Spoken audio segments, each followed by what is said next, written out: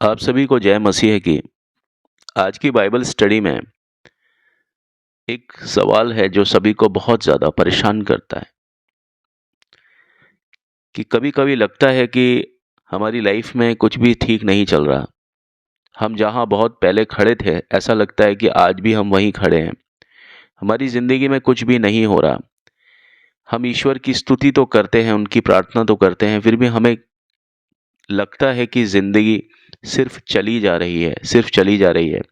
और ज़िंदगी में कुछ भी ऐसा नहीं हो रहा कि हम कहें कि कुछ अच्छा हो रहा है, कुछ उन्नति हो रही है। तो इस सवाल पर बाइबल का जो जवाब है, वो इस प्रकार समझा जा सकता है कि बाइबल हमें सिखाती है कि जीवन में कठिन समय और चुनौतियाँ परमेश्वर की योजना का हिस्सा हैं। वह हमें सब कुछ अपने समय पर देता है और हमें विश्वास बनाए रखना बताता है, सिखाता है। बाइबल कहती है हमें धैर्य की आवश्यकता है ताकि परमेश्वर की इच्छा पूरी करके तुम्हें प्रतिज्ञा का फल मिले। इब्रानियों 10 में पद संख्या 36। तो इसका अर्थ है कि हमें धैर्य पूर्वक प्रतीक्षा करनी चाहिए और यह विश्वास बनाए रखना चाहिए कि ईश्वर हमारे लिए सब अच्छा ही करेंगे। हर स्थिति में ईश्वर पर भरोसा करें। अपने संपूर्ण मन से यहोवा पर भरोसा रख और अपनी समझ का भरोसा मत कर। अपनी सारी चालों में उसको स्मरण कर, उसको याद कर और वह तेरे मार्ग को सीधा करेगा। नीति वचन 3 में पद संख्या 5 और पद संख्या 6। जब हमें लगता है कि कुछ भी सही नहीं हो रहा, तो हमें अपनी योजना पर नहीं बल्कि ईश्वर की योजना पर भरोसा करना चाहिए। स्तुति और धन्यवाद के महत्व पर जोर। हम जानते हैं कि जो लोग परमेश्वर से प्रेम करते हैं, उनके लिए सब कुछ मिलकर ही भलाई उत्पन्न करता है। रोमियो 8 में पद संख्या 28। इसका अर्थ यह है कि जीवन में जो भी कुछ हो रहा है, वो हमारे भले के लिए ही है। कठिन समय में आशा बनाए रखें। कष्ट सहने से धीरज और धीरज से खरेपन और खरेपन से आशा उत्पन्न होती है और आशा हमें निराश नहीं करती। रोमियो 5 में पद संख्या 3 से पद संख्या 5। कठिनाइयों के बावजूद भी आशा रखना बेहद ज़रूरी है, क्योंकि यही हमारे विश्वास को मजबूत करता है। आपका ईश्वर पर विश्वास और स्तुति व्यर्थ नहीं है। वह समय पर आपकी प्रार्थनाओं का उत्तर ज़रूर देता है। इसलिए प्रार्थना और स्तुति सदैव करते रहें, क्योंकि परमेश्वर सदा हमारे साथ है और वह हमें कभी नहीं छोड़ते हैं। ईश्वर के समय पर विश्वास रखें।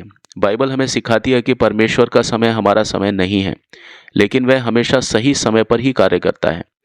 सब कुछ उसने अपने समय पर बहुत सुंदर बनाया है। सबोपदेशक 3 में पद संख्या 11। आपको धैर्य रखना है कि भरोसा रखना है कि जो चीज़ें आज ठीक नहीं लगती, वह ईश्वर के समय पर अपने आप ठीक हो जाएंगी।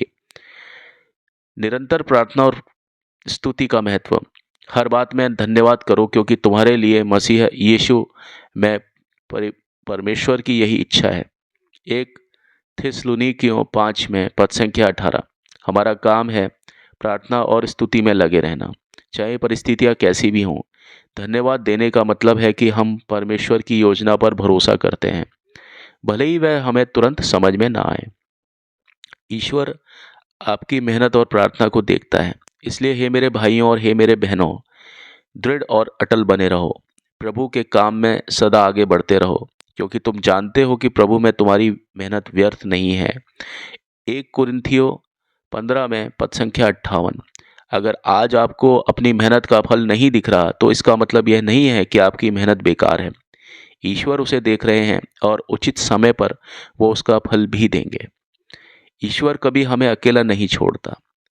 चाहे मैं घोर अंधकार में घाटी से होकर चलूं, तो भी मुझे कोई हानि का भय नहीं होगा, क्योंकि तू मेरे साथ है। भजन संहिता 23 में पद संख्या 4। यह विश्वास रखें कि ईश्वर हमेशा आपके साथ हैं, चाहे परिस्थितियां कितनी भी कठिन क्यों ना हो। आपके लिए एक संदेश है। जब भी आपको लगे कि कुछ भी सही नहीं हो रहा, तो बाइबल के इन वचनों को याद करें। ये सभी वचन हमें सिखाते हैं कि कठिन समय हमें मजबूत बनाता है और ईश्वर पर हमें विश्वास दिलाता है, हमारे विश्वास को और भी ज़्यादा गहरा करता है। प्रार्थना और स्तुति में इसलिए सदा बने रहें, क्योंकि ईश्वर ने आपके लिए जो योजना बनाई है वह हमेशा आपके भले के लिए ही होती है। उपसंहार यह है कि आपकी ज़िंदगी के हर मोड़ पर ईश्वर की योजना काम कर रही है। जब भी निराश हों, प्रार्थना करें और इस विश्वास को बनाए रखें। यहोवा मेरी चट्टान है और मेरा उद्धार है, वह मेरा गढ़ है, मैं बहुत हिलने वाला नहीं। भजन संहिता 62 में पद संख्या 6। अतः ईश्वर पर भरोसा रखें, क्योंकि वह आपके जीवन में एक नई दिशा हमेशा देते हैं। इन वचनों के जरिए परमेश्वर आपको बहुतायत से आशीष दें। आमीन।